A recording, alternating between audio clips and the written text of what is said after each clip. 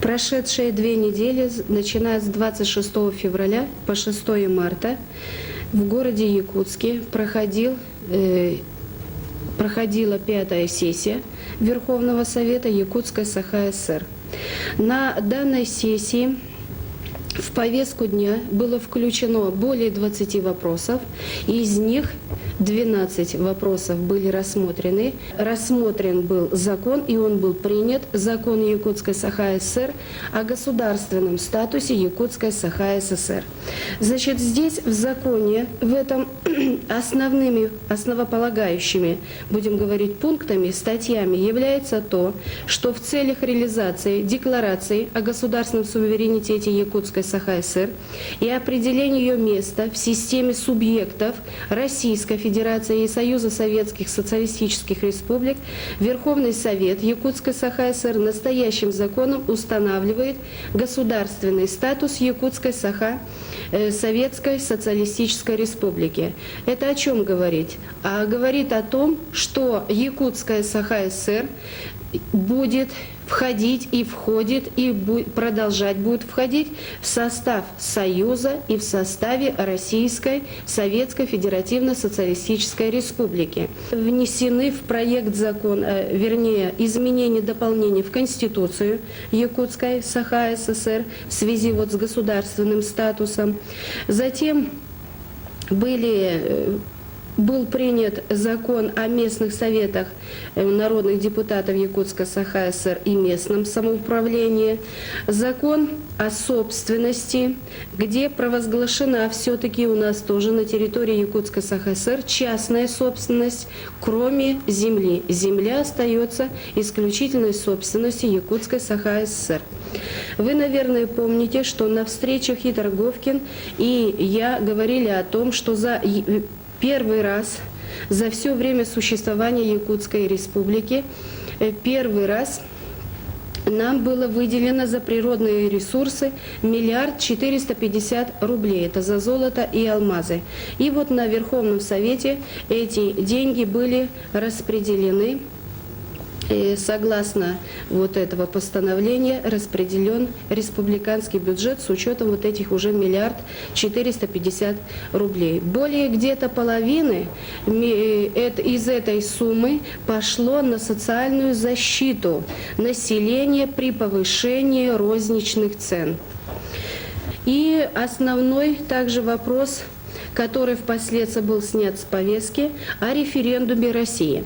Как я уже вам сказала о том, что, коль мы остаемся в составе как Федерации, так и Союза, значит, мы будем проводить у себя на территории Якутской СХ-СР референдум по Союзу, союзный, да или нет, Союз нам нужен или нет, и по Российской Федерации. Я по референдуму больше подробно останавливаться не буду, потому что у нас здесь присутствует и Виктор Павлович Черноусов, первый секретарь горкома партии. Значит, он более подробно остановится на этой проблеме. Я бы хотел добавить несколько слов, сказанных Валентиной Александровной относительно 5-й сессии. Первая на этой сессии отличался более взвешенный, более принципиальный подход депутатского корпуса к принятию тех или иных законодательных актов. Я должен сказать, что были высказаны жесткие, но, в общем-то, правильные замечания о недопущении нарушений со стороны Президиума Верховного Совета Якутской СХ-СР по части принятия ряда решений по созданию комитета, по назначению лиц. Аналогичные упреки были высказаны председателю Совета Министров Республики о недопустимости таких фактов. В целом же, я еще раз подчеркиваю, что эта сессия отличалась, еще раз повторюсь, более принципиальным, более взвешенным подходом при принятии того или иного решения. И в частности, то, что коснулось Валентины Александровны о проведении референдума, я должен сказать, что здесь неоднозначная позиция была, и действительно часть депутатов предлагала бойкотировать проведение российского референдума в силу нарушений Конституции и закона о проведении референдума. Но, наверное, не это было главное. Наверное, при сегодняшней ситуации рассматривать так вопрос и подходить к нему однозначно было бы, наверное, неправильно. Почему? Хотя есть много претензий к Верховному Совету Российской Федерации, это, в общем-то, противостояние вышестоящему органу Верховному Совету Союза, когда продолжается борьба законов, но она вызвана, на мой взгляд, в первую очередь, наверное, не в защиту интересов советского народа, а просто идет амбициозная борьба, идет политическая борьба. И противополярные стороны занимают два вот этих наших важных органа. И вот мы вынуждены были возвратиться с Торговкиным и Стерлейном 2 марта в Нерюнгри, чтобы выяснить нашу ситуацию, потом выйти с предложениями в Верховный Совет о нашей позиции по отношению к референдуму.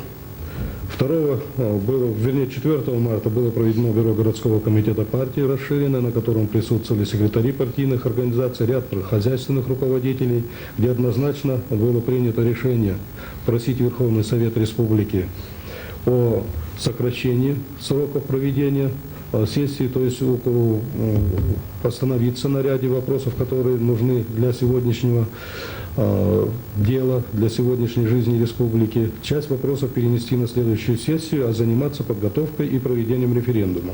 И в частности на бюро было принято решение не бойкотировать проведение референдума по России, по президенту, быть ему или не быть, а в общем-то проводить референдум так, как намечалось ранее. И на бюро было принято решение просить Верховный Совет Республики снять этот вопрос. И второе, депутатам народным Якутии вернуться по месту их избрания для того, чтобы заниматься подготовкой к референдуму. Не все однозначно на сегодняшний день в вопросах референдума. Идут попытки для того, чтобы бойкотировать союзный референдум, только провести один российский, в частности, это есть у нас в городе. И вот, в общем-то, в некоторых выступлениях нашего депутата Валерия Николаевича Колодезникова подспудно эта мысль прозвучала.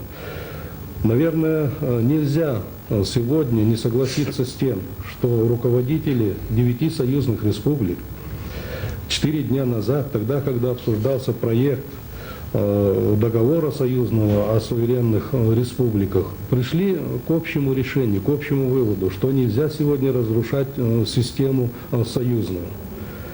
Та интеграция, та взаимосвязь и взаимозависимость между республиками, сложившаяся в течение многих лет, она сегодня не должна быть нарушена, иначе мы придем к страшному хаосу, поправить который уже, наверное, никто не сможет.